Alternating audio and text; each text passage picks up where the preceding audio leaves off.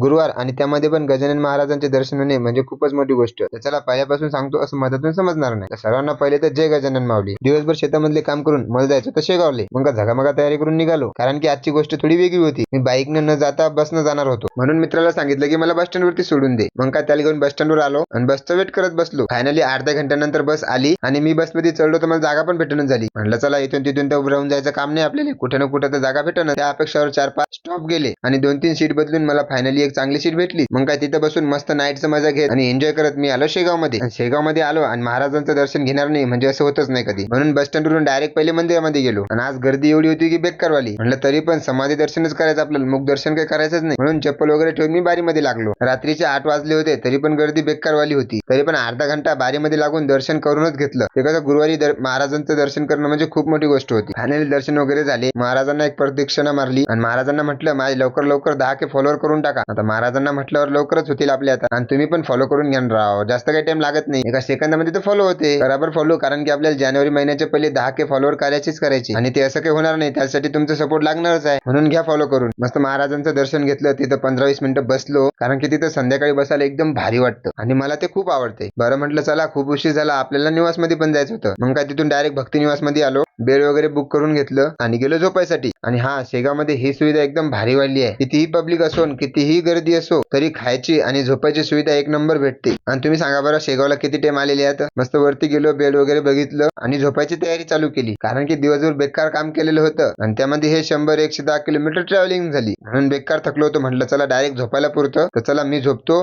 तुम्ही घ्या फॉलो करून.